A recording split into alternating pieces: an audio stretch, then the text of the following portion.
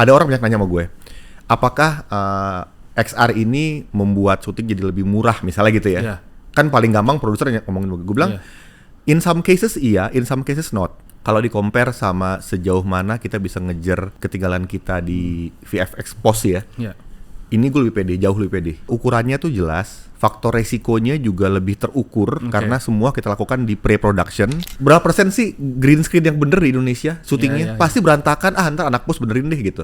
Kalau kita ngelakuin dengan rapi sebenarnya bisa bikin bagus. Virtual production dengan teknologi Unreal Engine yang biasa disebut virtual production itu sebenarnya salah. Yang benar? Yang benar adalah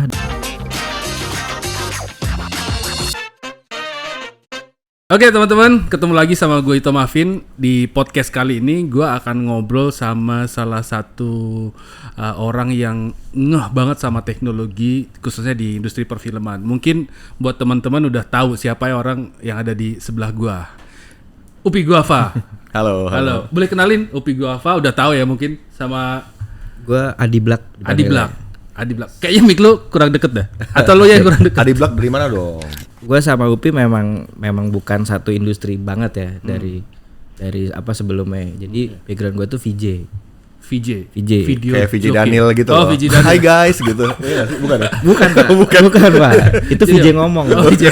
Jadi sebenarnya lu backgroundnya VJ. Gue VJ motion graphic. Gitu. Dan gue juga ngajar di SAE. Di SAE, oke. SAE, lebih ngajarnya di motion graphic. Motion graphic. Motion graphic. Gitu. Nah, buat lu pada yang pengen tahu perjalanan seorang Upi dari nol mungkinnya sebagai director dan kemudian sekarang jadi director yang udah banyak ngerjain video klip mewah, video klip yang bagus-bagus yang mungkin udah kalian lihat. Ada beberapa artis-artis besar seperti Noah The Massive dan sebagainya, dan juga banyak iklan, dan juga termasuk kemarin ada ngerilis satu film based on true event ya. Filmnya band Seventeen ya. Apa judulnya? Kemarin. Udah tayang ya? Udah tayang, udah selesai. Oh, udah selesai. Udah selesai juga. Udah selesai. Sebenarnya Upi ini dikenalnya sebagai sutradara atau DOP atau apa sebenarnya? Karena mungkin teman-teman ngelihat banyak Upi kalau syuting tuh videographer profesional kalau dia menyebutnya. Oke, biar pada nggak penasaran coba cerita. Nggak tahu apa nih. Gue sebenarnya kalau menyebut diri gue ya sutradara sebenarnya. Oke, majornya sutradara. Iya, maksudnya keilmuannya profesinya sutradara. Cuman nggak bisa dipungkiri, emang di banyak kasus gue juga sebagai sinematografer untuk proyek gue sendiri ya. Gue megang kamera, gue juga ngedit. Tapi secara profesi nggak pernah gitu. Gue misalnya menawarkan jasa sebagai editor buat orang lain misalnya, atau sinematografer buat orang lain, enggak sih. Sebenarnya itu skill tambahan buat mendukung profesi utama gue aja. Nah kalau lu syutingnya juga ngedipi juga, ngedirect juga, dan mungkin di beberapa bagian ngerjain sendiri. Sebenarnya ini lebih ke gue pengen nyelesain ini karena kayaknya cuman gue yang bisa mendeliver apa yang gue mau gitu. Kira-kira ada gitu gak? Ya ada sih, gimana ya? Ada bagian itu. Kalau buat gue tuh orangnya tuh nggak suka ribet sebenarnya. Jadi kadang-kadang tuh lebih gampang gue mempelajari hal tersebut lantas melakukan sendiri dibanding terlalu sibuk dengan ngebrief orang, ngobrol, diskusi gitu-gitu loh. Dan dari awal juga karena gue emang nggak sekolah, maksudnya nggak sekolah film. Oh, jadi sebelumnya nggak ada latar belakang sekolah film? Enggak. Semuanya benar-benar dari hati ya? Dari hati juga, dari Google. Dari Google. Enggak, gue tuh kuliah desain produk dulu, desain. Oh gitu. Profesi awal gue tuh graphic designer. Plus gitu. Anak band lah gitu. Ngomong-ngomong anak band nih, buat kalian yang lahir di era yang hidup remaja di era 90-an sampai 2000-an mungkin udah akrab banget sama lagu-lagunya The Blur ya. Upi kan banyak ngerjain video klip apa segala macam. Sebenarnya ada pengaruh dari mungkin latar belakang sebelumnya sebagai seorang anak band gitu nggak sih? Sampai akhirnya ketika ngerjain kan gini nih, gue kalau mau ngerjain sesuatu nggak mungkin gue dapet hasil yang maksimal kalau gue nggak cinta sama itu gitu. Nah ada faktor itu nggak? Ada. Sebenarnya profesi sebagai sutradara itu muncul pertama kali emang dari kecil, pengen. Jadi gue sangat terinspirasi sama film-filmnya Steven Spielberg pas zaman kecil ya. Impian menjadi seorang sutradara itu emang nggak pernah hilang walaupun gue nggak nyari juga. Nah muncul pertama kali di saat gue kebetulan dulu disuruh bikin soundtrack film indinya Rudi Sudjarwo dulu sebelum dia bikin AADC ya, setahun sebelumnya. Apa judulnya? Tragedi. Jadi gini loh. Rudi Sudjarwo itu dulu tuh di kalangan komunitas indie di Jakarta tuh lagi naik daun gara-gara dia bikin film pendek namanya Bintang Jatuh. Yang main Dian Sastro. Rame di kalangan filmmaker indie lah, di screening di mana-mana. Gue denger namanya tuh, wah ini ada ada seorang pemuda dari Amerika datang ke Indonesia bikin film indie. Di saat nggak ada film Indonesia saat itu kan, nggak ada film Indonesia. Tahun berapa tuh? Tahun 2000, pokoknya di zamannya Sherina. Jadi film Indonesia itu yang ada dulu tuh hanya Kul Desak sama Sherina. Abis itu film luar semua tuh di bioskop. Tiba-tiba gue di kontak sama temen gue gitaris juga anak band Tic Tac Toe. Gue diajakin bikin soundtrack film Rudi Sudjarwo nih, lu mau ikutan nggak? Nah kita garap nih bertiga dulu, gue, Riko sama ada Rako. Rako tuh sekarang jadi director juga. Bang Rako ya. Nah jadi kenal sama Rudi Sudjarwo, jadi kenal akhirnya kayak wah ini filmmaker beneran nih gitu.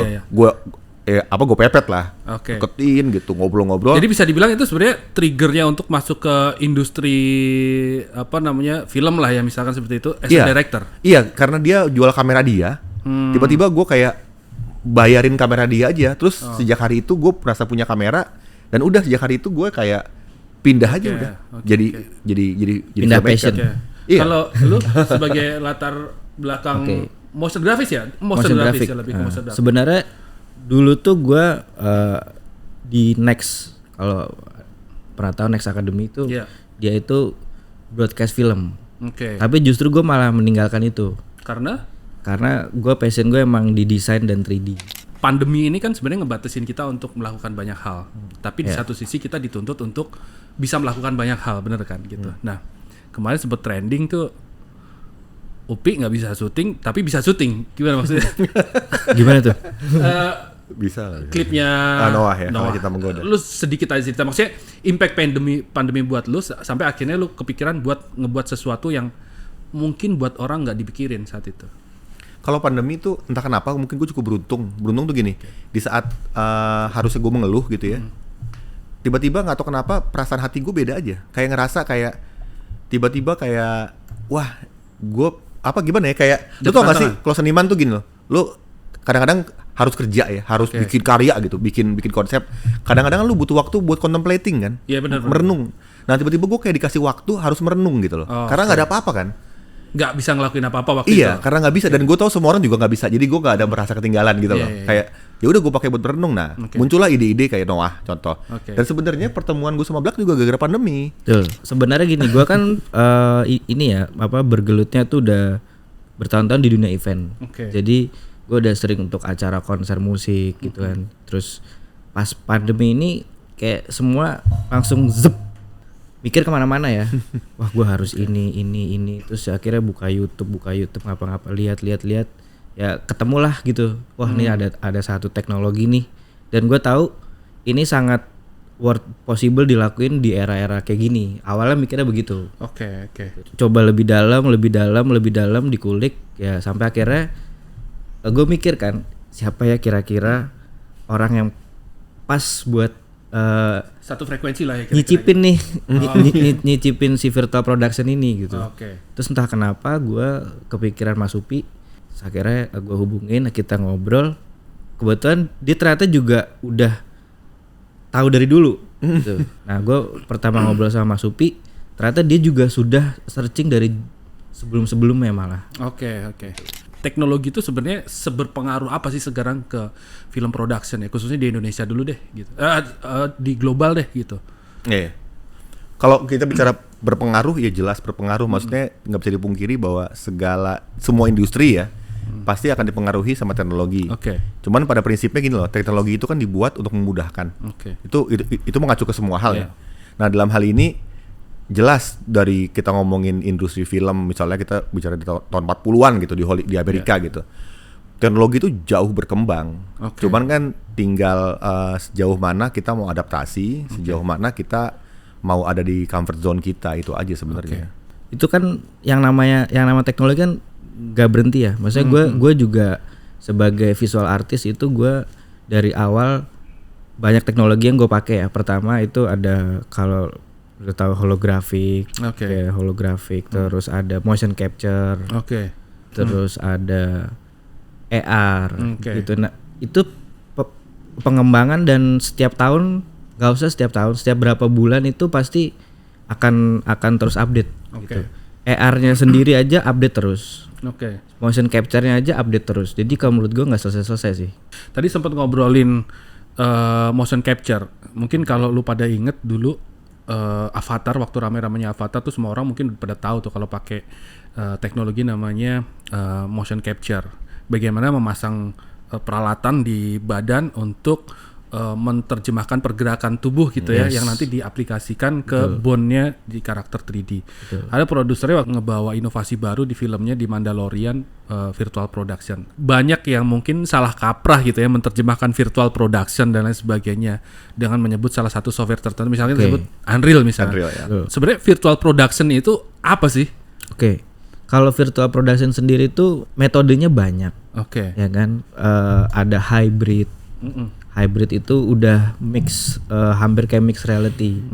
Terus ada augmented reality juga, ada extended reality. Gitu. Cuman akhirnya kan dikerucutin sesuai dengan metode apa yang dipakai ya. Gue juga suka lihat media gitu ya, Mas, kemarin. Mungkin medianya sih gitu. Mereka suka menyebutkan bahwa virtual production dengan teknologi Unreal Engine yang biasa disebut virtual production itu sebenarnya salah. Yang benar adalah dengan teknologi virtual production atau extended reality yang menggunakan Unreal Engine. Karena Unreal Engine itu sebenarnya software untuk support melakukan itu. Dan banyak software selain Unreal Engine yang ngelakuin itu. Jadi ada Notch. Kalau kita lihat videonya Katy Perry yang American Idol, yaitu dibikin pakai Notch dengan media servernya pakai Disguise, itu juga udah extended reality. Gitu. Jadi itu sebenarnya software aja. Unreal. Kenapa Unreal gitu? Mungkin kalau ditanya kenapa harus Unreal gitu? Karena gue dari awal cukup memikirkan bisnis ini kan ya, dan yang dituju tuh adalah movie production. Dan Unreal itu sangat possible dan sangat capable buat melakukan realistic 3D environment. That's why kenapa Unreal yang dipilih. Gitu. Seorang Upi dari sudut pandang sutradara, virtual production itu apa sih sebenarnya? Virtual production sama extended reality. Ya, sebenarnya sama, rumahnya adalah virtual production ya. Rumahnya secara eksekusi ada AR, ada XR. Terus cara kalau ngomongin pakai bahasa yang mungkin lebih gampang, ada yang pakai chroma key, green screen, ada yang pakai LED. Sebenarnya semua hal itu gitu ya, metode apapun yang emang kita pilih ya. Sebenarnya balik lagi sejauh mana dia bisa memudahkan proses produksi. Ini contoh nih paling gampang ini. Apakah ada orang banyak nanya sama gue, apakah XR ini membuat syuting jadi lebih murah misalnya gitu ya? Kan paling gampang produser ngomongin gue bilang. In some cases iya, in some cases not. Contoh misalnya gini, bayangin sebuah konsep gitu ya, konsep iklan yang dimana ada satu shot di rooftop, cut to ada orang di padang pasir, cut to adegan mobil di hutan, cut to orang lari di pantai, misalnya gitu ya. Ada 5 shot untuk sebuah iklan TVC yang masing-masing hanya butuh 1-2 shot paling 3-4 second. Kalau kita mengacu ke tradisional syuting, kita butuh pindah-pindah tempat 4 hari plus traveling, gunung di mana, laut di mana, kos 4 hari atau 5 hari sama production. Nah dengan XR-ID otomatis kita bisa pack di 1 hari di studio. Otomatis itu cost akan jadi murah. Tapi kalau misalnya di compare sama misalnya sebuah iklan atau film atau video klip yang settingannya di sebuah cafe, cowok cewek pacaran misalnya gitu, mungkin emang murahan sewa kafe gitu loh. Jadi kalau ngomongin virtual production itu dari apa yang Black dan juga Upi ceritain, kalau boleh gue resume, koreksi kalau gue salah ya. Jadi virtual production adalah kondisi di mana kita memungkinkan membawa set atau membuat set yang mungkin tidak kita temuin di luar sana di alam nyata ke dalam studio. Kira-kira seperti itu ya? Yang secara banyak aspek tidak mudah kita lakukan di alam nyata.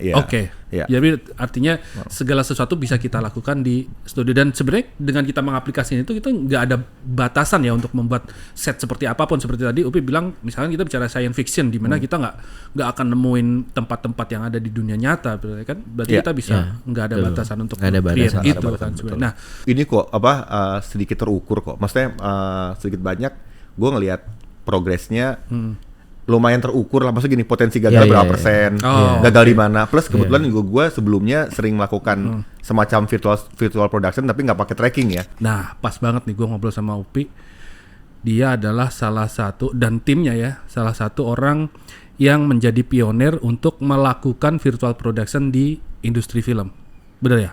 Ya, sepertinya ya. Sepertinya karena kalau gua ngelihat tuh selintingan di luar sana tuh selalu kalau ngomongin virtual production tuh pasti UPI tuh udah bikin loh, ini begini dan seterusnya. Sedikit aja pengalaman waktu gimana sih pada akhirnya ngambil metode virtual production waktu bikin filmnya, lu pada nonton nanti apa namanya? Arman Maulana ya? Video klipnya Arman Maulana yang judulnya Be With You. Yeah. Sedikit aja cerita yang virtual production yang akhirnya diaplikasikan ke itu. Kenapa sih sebenarnya memilih virtual production tuh? Nggak, sebenarnya itu dia waktu zaman pandemi kan kita ngobrol ya. Maksud gua Adi Black ini juga sudah melakukan satu proses menuju ke situ sebenarnya. Saat itu masih green screen ya. Masih green screen. Jadi ada namanya event waktu itu Weekender, eventnya Diandra itu waktu kebetulan 420 yang jadi performance-nya. Nah itu menggunakan virtual production juga. Tapi green screen. Green screen. Nah di situ kita ngobrol, gue bilang yuk kita bawa ke industri film, tapi harus LED. Nah udah proses berkembang lah, kita komunikasi sering nanya progres udah sampai gimana. Pokoknya intinya berjalan lah berapa itu. Nah di saat bersamaan juga sebenarnya juga agak kebetulan karena kita awalnya tuh mau nargetin saat kita udah berhasil ngedevelop sampai selesai, kita mau bikin demo awalnya gitu. Tapi di saat bersamaan juga ada tawaran dari Arman Maulana karena dia nelfon gue yang ngomong gini, Pi pokoknya gue mau bikin klip yang bagus, gue nggak harus muncul, pokoknya gue mau ada Brian Domani di situ. Pokoknya harus lebih bagus dari Arman, lebih bagus dari Noah, dia ngomong gitu. Jadi ada trust. Intinya bebas bikin kayak apa juga gitu loh. Tapi ada tuntutan untuk melakukan mengaplikasikan satu teknologi enggak. Intinya dia mau pokoknya serah lu yang penting bagus. Nah, tiba-tiba gue, ini kayaknya gue gila-gilaan masuk kayak bersamaan nih. Kayak tiba-tiba gue ngerasa tim udah siap. Ketemu Ari juga, LED juga ada yang mau support. Pokoknya intinya kayak ini kayaknya bisa deh gue mix and match. Itu pun sebenarnya agak nekat karena apa? Karena mereka tuh nggak tahu konsep klipnya sampai H-1 sebenarnya. Arman dan label. Karena gue terlalu takut mereka tahu terus mereka intervensi atau mereka misalnya nggak trust. Jadi karena gue pikir ini satu-satunya waktu yang ada. Kalau ini gue nggak bisa berhasil bikin di sini, sulit dapat kesempatan lagi. Iya, mungkin ini hanya wacana doang gitu. Karena untuk bikin demo itu butuh modal, sewa ruangan, LED, banyak inilah. Ya udah tiba-tiba ya udah kita kerjain, kita bikin surprise buat semuanya. Sebenarnya kalau dari gue karena kan kalau dari gue kan gue berdua ya. Jadi kalau gue tuh dari Full Truth Studio, ada satu lagi teman gue itu dari Olup Studio. Nah itu software house developer. Nah sebenarnya pas Mas Supin nawarin gitu, itu antara siap nggak siap tuh sebenarnya. Nggak siapnya kenapa tuh? Nggak siap karena gini, karena untuk ngelakuin si virtual production ini itu bukan cuma knowledge dan technical yang dibutuhin, tapi device. Sementara device-nya mahal. Device tuh mahal banget gitu. Dan gua dengan si Sawi namanya teman gue itu belum ready. Maksudnya belum ready dengan yang masif gitu. Cuman berbekal knowledge ya kan, dan udah punya experience sebelumnya, akhirnya kita hitung pertimbangkan dan kalkulasi dan lain-lain. Udah sikat deh. Dan Mas Supi juga agak belaga gila tuh. Belaga gilanya gimana sih? Nih ngabarinnya Hamin berapa Hamin gitu. 3, ya kan? Hamin 3. Makanya ini Hamin jadi relate. Gue baca salah satu captionnya Upi yang waktu nyeritain virtual production itu Hamin 1 tuh masih banyak error tuh ya. Oh iya. Iya. Apa? Errornya sebenarnya itu teknis banget ya. Jadi errornya itu karena waktunya terbatas untuk ngulik saya thank you dulu buat Mas Upi karena dia membuat gua dan tim dan Sawi ini nggak ada beban. Jadi kayak udah sikat aja gitu. Karena kalau mungkin dia pressure, gua akan lebih berpikir kan, wah ini gimana ya, wah ini possible apa enggak. Tapi di hari itu kayak dibikin tenang aja. Dia juga kayak udah jadi syukur enggak ya udah. Ya nggak jadi ya udah, karir gua habis ya udah, mau gimana lagi. Sebenarnya waktu mengaplikasikan virtual production ada pertaruhan karir di situ. Ada. Ya, kayaknya ada lah pasti. Ada. Karena waktu itu karena mungkin baru mengaplikasikan, punya waktu yang mepet buat ngulik. Jadi sebenarnya potensi untuk fail itu sebenarnya ada ya. Besar. Dan gua udah kasih tahu Mas Supi waktu itu. Ini gue belum pernah ya pakai LED. Gue selalu notice itu. Jadi biar dia tahu gitu. Kita kan bikin tes TV pasti kan. Iya. Oke. Untuk SDM-nya sendiri kita sebenarnya mampu nggak? Maksudnya di Indonesia kedepannya itu mampu nggak kita sebenarnya untuk menyerap teknologi ini? Dan apakah akan juga bergerak ke sana semuanya? Kalau di compare sama sejauh mana kita bisa ngejar ketinggalan kita di VFX post ya. Ini gue lebih pede, jauh lebih pede. Karena pertama SDM-nya walaupun mungkin belum sematang SDM di dunia post ya. Tapi ukurannya tuh jelas, lebih terukur. Faktor resikonya juga lebih terukur karena semua kita lakukan di pre-production. Terus experience saat syutingnya pun what you see is what you get. Jadi kita sama-sama bisa menilai di monitor gitu ya. Apakah ini udah layak apa belum sebelum dieksekusi. Otomatis udah gitu tidak ada risiko post dalam pengertian nggak perlu roto, nggak perlu ini. Jadi gue merasa yang bisa ngejagain tuh banyak aspek. Dan ini bentuk kolaborasi pun juga lebih bener karena gini loh. Selama ini kalau kita sebenarnya melakukan workflow yang baik ya, sebenarnya kita bisa ngejar post seperti Hollywood harusnya. Tapi masalahnya adalah apa? Kita tuh nggak punya sistem, sehingga banyak sekali kasus semua dibenerin di post. Contoh, ntar aja deh di post. Iya sekarang gini, gitu. Berapa persen sih green screen yang bener di Indonesia syutingnya? Pasti berantakan. Ntar anak post benerin deh gitu. Kalau kita ngelakuin dengan rapi sebenarnya bisa bikin bagus. Benar. Berapa banyak sih anak post VFX supervisor dilebatin di syuting atau di pre-pro buat ikut nentuin lighting, ikut nentuin arah ini. Mereka biasanya udah belakangan selalu deh gitu. Dan pada akhirnya ngasih beban di post ya sebenarnya. Selalu begitu. Dan hasilnya bisa jadi nggak seperti ekspektasi di awal. Bisa jadi kalau misalkan workflow-nya. Apalagi budget selalu ditahan di belakang. Abis diproduksi, ada overtime udah abis diproduksi, post ke bagian belakang. Tapi ini curhat ya. Ya nggak, ini kondisi yang normal. Curhatnya jelas sekali tadi. Big issue lah ya ini sebenarnya gitu. Jadi maksud gue dengan konsep ini. Suka tidak suka, orang yang biasanya terlibat di post dilibatkan di pre-pro, otomatis jadi lebih bener secara workflow, protokol kerjanya bener. Nah kalau di virtual production kemarin sebenarnya seberapa jauh lu dilibatkan sama Upi untuk pengerjaan itu? Lumayan. Sejak kapan maksud gua? Sejak awal banget untuk mulai project itu lu dilibatkan atau maksudnya gini? Ya udah kita diskusi nih bagian ini lu bagian lu, ini bagian gua dan seterusnya. Sebenarnya kita udah saling mengerti ya. Bagian masing-masing gitu udah jelas. Mas Upi udah pasti di manajemen semuanya, terus dia udah screenplay, directing dan lain-lain, dan gua discuss dengan Mas Upi lo kira-kira untuk ini scene-nya mau kayak gimana gitu. Gua brainstorm juga gitu. Terus Mas Upi bikin gini, nanti gue bikin karena untuk virtual production itu practical setnya itu harus sesuai dengan virtual set. Jadi misalkan gue create salju gitu ya di gunung salju, artinya practical setnya Mas Upi harus bikin salju beneran gitu. Dan jadi itu sebenarnya bukan partikel di post ya, yang waktu ada penambahan. Ada penambahan. Aslinya pun kita ada. Aslinya ada asli juga. Gitu. Jadi yang bikin kompleks itu discuss soal itunya gitu. Nanti Mas Upi gue pengen di gurun. Ya kan, di gurun berarti gue bikin gurun dengan kondisi panas, artinya nanti dari Mas Upi menginterpretasikan di lapangan di gurun itu berarti misalkan lampu, benar-benar kayak seolah-olah panas banget gitu. Jadi emang harus didiskus gitu.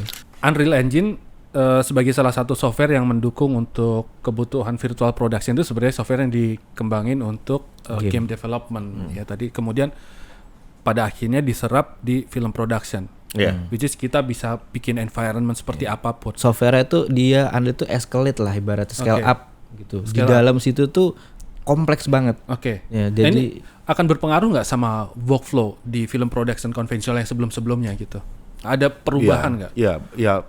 Kalau mau ngelibatin ini full ya, iya jelas. Karena tapi sebenarnya berubah itu kalau kita mengacu ke kebiasaan. Tapi kalau mengacu ke protokol yang sebenarnya nggak banyak berubah, karena memang seharusnya pihak post itu tuh ada di depan pre juga. Tapi di sini gini, mungkin gampangnya gini, yang mungkin akan berubah adalah selama ini sesuatu beban yang biasanya dipikul oleh art director, production designer atau location manager dibagi dua dengan development 3D.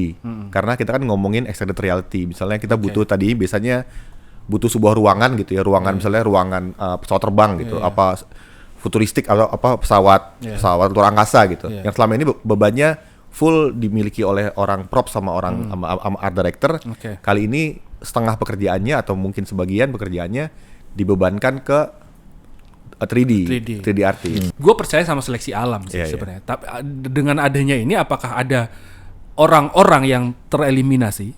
Ya nggak bisa ngomong kayak gitu ya. Yang pasti tereliminasi itu ormas ya. Ormas yang nagih-nagihin duit. Nggak ada ya. Nggak ada. Karena kita di studio ormas tuh semuanya baik-baik. Rapih gitu, rapih. Nggak ada yang ngetok-ngetok. Ini ada isinya kan nih gitu. Nggak ada. Sebenarnya gini, dari dulu pun banyak sekali profesi di semua industri yang datang dan pergi. Contoh misalnya kalau di dunia grafis, dulu ada namanya paste up artist yang tugasnya motong-motongin font, ditempel-tempel. Sekarang kan nggak ada karena udah digital.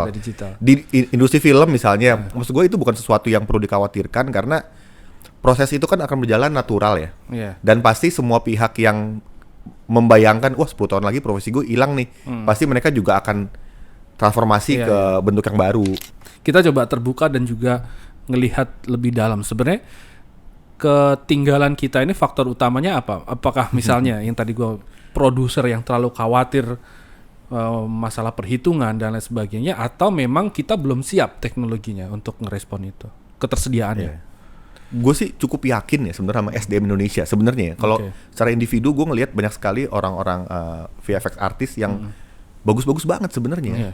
Tapi yang kurang di Indonesia tuh menurut gue adalah sistem ya, protokol kerja. Sama masalah kayak contoh ini ya, misalnya problem yang di film Indonesia kalau menurut gue ya, masalah tuh di VFX sama audio. Seberapa sering sih misalnya kita reki nih mengunjungi lokasi, seberapa banyak sih anak post tuh dilibatin ya di produksi yang membutuhkan banyak CGI misalnya. Sebenarnya kalau protokol kerjanya dibikin bener ya, ada post producer bikin workflow yang benar dan lain-lain, sebenarnya kita bisa. Yakin gue. Kita balik lagi ke virtual production, ke UPI. Sebenarnya kalau kita melihat sebenarnya virtual production sebenarnya bukan sesuatu yang baru ya. Sebenarnya green screen, metode green screen kan sebenarnya bisa disebut dengan virtual production gitu gak sih? Ya, sebenarnya kalau mengacu ke istilah virtual production artinya kan menghadirkan sesuatu yang tidak ada menjadi ada kan. Maksudnya teknik chroma key pun bisa masuk ke keluarga itu.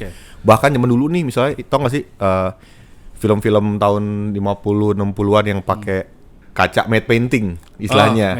Pakai kaca digambar matte painting depan kamera. Itu kan juga sebenarnya kan adalah konsep-konsep awal dari virtual production, virtual set gitu kan. Dan kesini semakin dikembangkan kan sebenarnya. Dikembangkan. Nah, kalau kita bicara untuk yang era-era yang kekinian ya, untuk virtual production yang tadi pakai software Unreal Engine itu, ada yang mengaplikasikan dengan green screen, ada yang menggunakan end display, which is itu bisa live gitu. Hybrid gitu. Apa bedanya dan apa keuntungannya sebenarnya dengan mengaplikasikan dua ini berbeda? Kalau misalkan pakai end display seperti apa, kalau pakai green screen seperti apa? Dari sisi ini dulu ya, film dulu ya, karena mungkin dari sisi teknis bisa dijelasin. Kalau mempergunakan green screen, kelebihannya adalah kita bisa tidak terikat pada ukuran. Dalam pengertian kita bisa bikin wide shot, bahkan kita bisa taruh posisi orangnya di mana aja gitu ya. Tapi kekurangannya seperti halnya kasus-kasus chroma key, akan ada pekerjaan di post yang lebih heavy, yang sama aja dengan traditional shooting, ya kan, sama aja.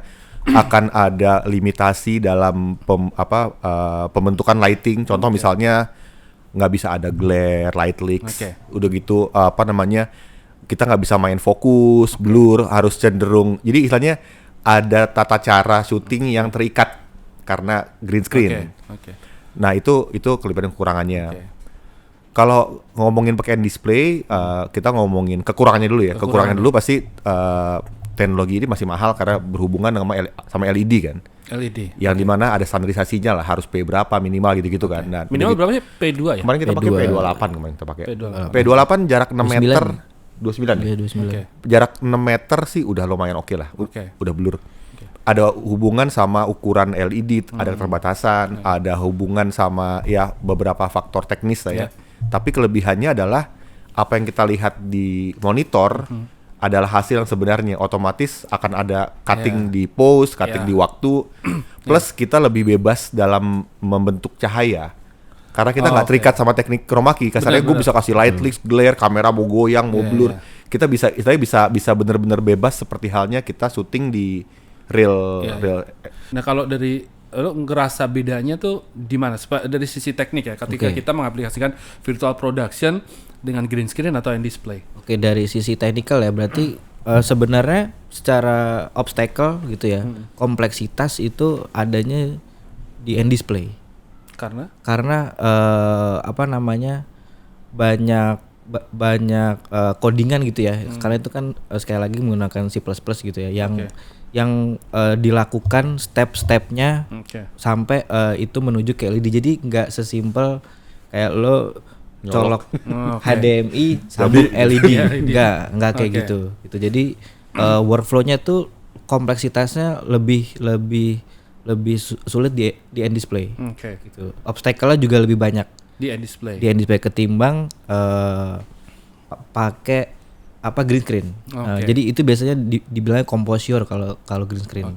Di Unreal. Nah, nantinya kalau misalkan ini menjadi sesuatu yang common gitu ya, virtual production di Indonesia, artinya bakal ada departemen baru kali ya.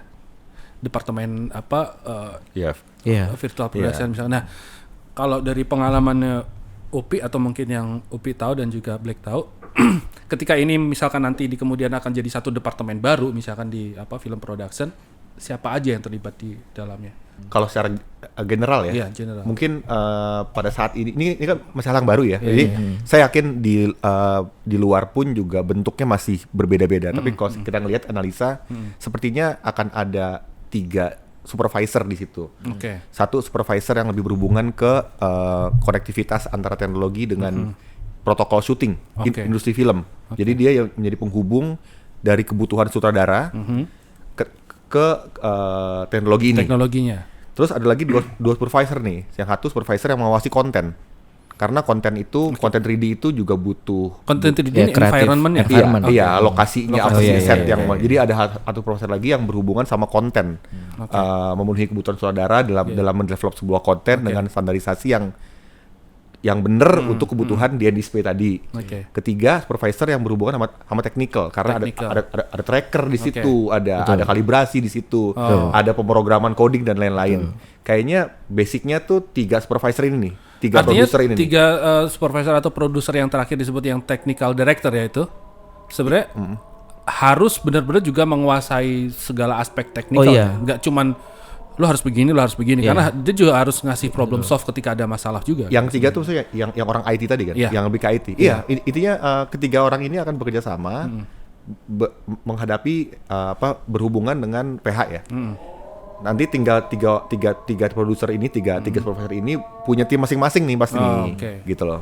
Termasuk environment itu berarti nanti untuk yang creating environment-nya itu berarti ada di bawahnya supervisor siapa namanya? Yang bagian aset tadi ya. Iya. Artinya pertanggungjawabannya dia hanya ke situ gitu. Karena secara garis besar pada saat itu prosesnya itu terbaginya pertama harus ada yang supervisi di bagian konten. Itu udah jelas, itu udah jelas ya, udah harus berarti kalau gitu dia harus tahu desain, dia harus tahu 3D, dia bisa nge-build 3D. Jadi kalau misalkan nanti ada pergantian atau misalkan practical setnya misalkan kurang sesuai sama virtualan nih, dia tahu gitu cara gantinya gitu kan. Yang kedua dari sisi developer, karena kita semua tahu ya, jadi Unreal itu memang menggabungkan dua di dalam Unreal aja tuh udah ada dua aspek. Apa itu? Pertama level design. Level design itu apa? Level design itu create environment. Jadi gimana cara nge-build environment, artinya adalah harus ada orang spesialis 3D di situ. Bisa bikin environment dari luar software lain yang akhirnya masuk ke dalam Unreal. Gitu. Sorry itu gue potong. Maksudnya orang yang itu tuh gini, karena 3D maker untuk kebutuhan film yang biasa dilakukan di render kayak ray trace gitu itu beda sama untuk kebutuhan ini. Karena ada faktor harus ringan, harus jadi adalah nama teknisnya itu decimate kalau di Unreal. Jadi itu satu proses di mana kita nggak bisa nih bikin langsung di Unreal atau di software luar masukin ke Unreal terus langsung dijadiin buat environment terus di real time tracking, nggak bisa gitu. That's why harus ada supervisinya yang gimana caranya bikin semua aset-aset itu jadi ringan karena itu real time rendering. Jadi artinya kan pada saat itu terkonek sama kameranya Mas Upi, itu kan sebenarnya dia bergerak di 3D-nya juga untuk kesan paralaksnya. Untuk kesan paralaksnya. That's why itu membutuhkan power secara GPU dan RAM dan motherboard yang lain-lainnya cukup ya langsung dia akan ngepick gitu. That's why ada satu proses Decimate itu yang buat aset itu jadi ringan. Harusnya nanti kedepannya kalau ini udah established ya sebagai bagian dari protokol syuting yang umum gitu ya. Pasti kalau menurut gue salah satu requirement dari seorang production designer atau art director adalah punya tim yang mendevelop virtual set yang biasanya kan dia bikin misalnya prop master gitu ya, yang biasanya nyewain sofa gitu misalnya. Kali ini set mungkin builder itu ya bukan? Set builder atau yang biasanya bikin set gitu. Mungkin kali ini akan ada semacam set builder atau prop master yang untuk dunia virtualnya. Berarti mungkin gitu virtual prop master gitu ya virtual namanya. Prop master atau virtual set builder mungkin ya. Itu di credit title namanya mentereng banget tuh kayaknya. Walaupun nanti mungkin secara pengawasan tetap harus di bawah supervisi tadi yang gue bilang 3 orang supervisor itu gitu. Supervisor yang berhubungan sama IT misalnya. Kebutuhan dia apa? Ringan. Atau poligonnya harus sedikit gitu ya. Tapi kan kebutuhan directing, kebutuhan film harus bagus. Makanya emang harus chiefnya tuh dari orang film, dari art director karena dia harus menentukan standar yang layak untuk muncul di outputnya. Butuh supervisi dari pihak IT supaya proses itu berjalan dengan benar, tetap ringan gitu loh. Nah, ini kita barusan ngobrolin yang untuk yang dari sisinya art director. Nah, kalau dari Gaffer sendiri akan dipermudah nggak nanti? Atau bahkan justru kalau gue ngelihat tuh ya kayaknya happy tuh Gaffer pegang iPad doang. Iya. Karena kalau kita ngelihat kebutuhan syuting konvensional tuh untuk kebutuhan look tertentu, lampu ini pasang ini sana dan lain sebagainya yang kayak kita ngelihat banyak banget lampunya gitu. Tapi kalau di end display misalnya kita pakai itu kan sebenarnya kita nggak bisa sebebas itu. Ya, karena kita nggak mungkin pasang lampu di belakang talent karena ada foreground-nya gitu. Nah, itu seberapa perbedaan ya treatment untuk lampu sih? Sebenarnya bukan pembatasan ya. Lebih kayak gini. Selama ini emang kerja Gaffer pasti kan melakukan sesuatu sesuai dengan kebutuhannya kan. Even selama ini pakai green screen pun juga ada pembatasan. Kita syuting di ruangan sempit pun ada pembatasan. Tapi memang cara melihat atau pola kerjanya akan berubah. Walaupun sebenarnya perubahan ini udah muncul sebelum ada era virtual production. Sekarang tuh udah lampu tuh udah bisa di set rigging pakai remote, pakai iPad misalnya, udah bisa kayak gitu. Jadi XR ini sebenarnya lebih bisa di blending sama sistem kayak gitu. Sebuah set studio, lampu udah dipasang di berbagai tempat yang seharusnya kita remote aja. Scene ini yang nyala ini warnanya apa? Scene ini yang nyala ini warnanya apa? Mereka pada akhirnya capek di awal doang pas ngeset, pas lagi syuting duduk manis pakai iPad. Apalagi kalau kita pakai Unreal kan sebenarnya lampu itu bisa langsung integrated bisa dikontrol. Itu bisa di-connect ke iPad. Jadi nanti kontrolnya tetap dari iPad. Enak banget ini. Itu Gaffer tuh kalau pre-light sebelumnya, sehari sebelumnya, hari syuting bisa datang siang tuh.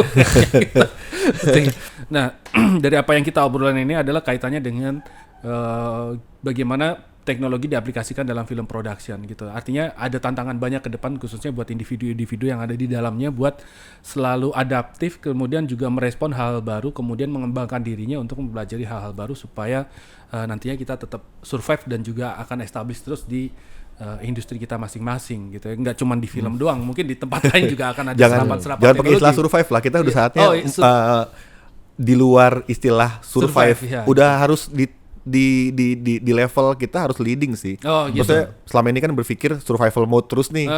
Gue rasa capek. Harus kita change nih. Iyalah. Mindsetnya harus di change untuk gak jadi survival tapi harus jadi leader atau nge-lead lah, leading ya gitu. Oke, dan udah panjang banget kita obrolannya dan mungkin teman-teman bisa ngambil manfaat dari apa yang kita obrolin. Kayaknya udah selesai obrolan kita juga tunggu nanti karya-karya terbaru UPI yang luar biasa di masa depan dan juga kolaborasi mereka berdua di proyek-proyek lain. Buat teman-teman yang mungkin mau nanya-nanya langsung ke UPI dan juga Adi Black bisa follow Instagramnya, mungkin ya bisa nanya-nanya di mana? Ntar gue taruh di bawah deh. Gue kasih Instagramnya mereka berdua di link di description. Nanti kalian follow aja buat nanya-nanya langsung. Follow ya biar nambah followersnya. Oke, gitu. Terima kasih dan sampai ketemu. Thank you. Thank you. Thank you.